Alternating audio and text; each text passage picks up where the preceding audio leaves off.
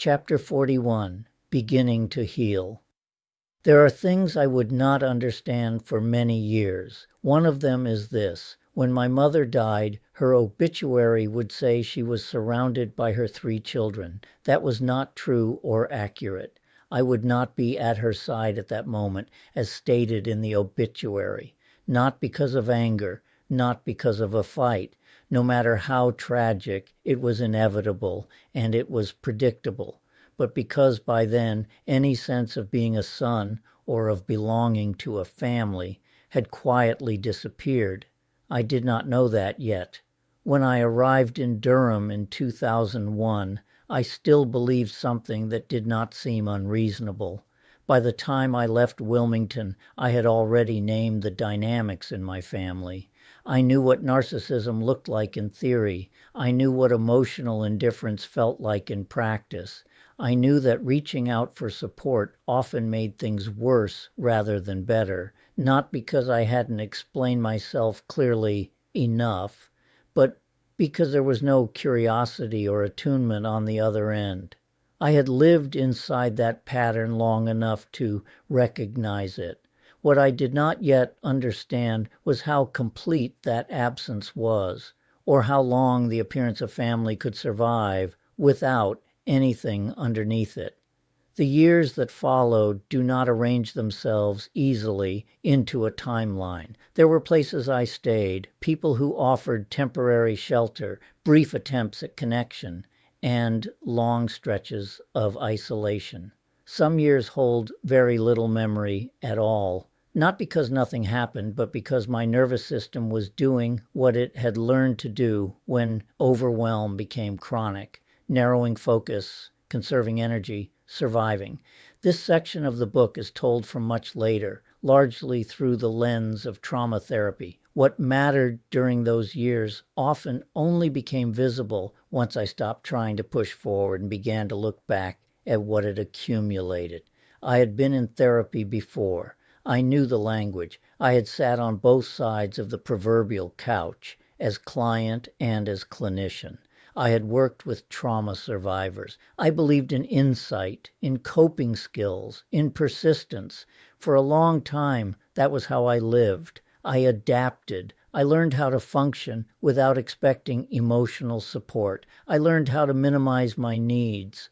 I tried telling my story over and over to my sister and parents, and after years of being met with indifference, no normal emotional response, no sign that what I was saying had landed, I came to believe I didn't deserve compassion, even while knowing I needed emotional support.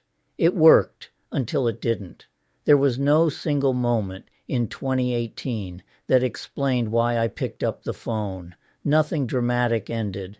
Nothing suddenly improved. What changed was quieter than that. The obvious finally hit me. I needed trauma therapy, not to cope, but to heal.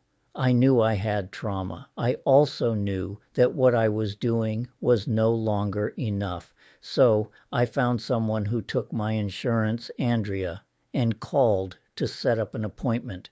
This is how it might have occurred. I remember sitting in Andrea's office, aware of how strange it felt to be there again as a client. I don't remember every detail of the room, only impressions.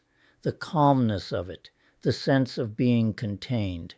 We began to talk the way 2 clinicians might with me now, clearly the one needing treatment. I started with what felt safest to say. We talked about how my life once had shape. About the practice I had cared deeply about the relationship that had given me a sense of home and future, about the fact that I had known what it felt like to be connected, to people, to work, to meaning. Then I said that something had collapsed in 2000 and that what followed was not a single loss but a sequence of shocks.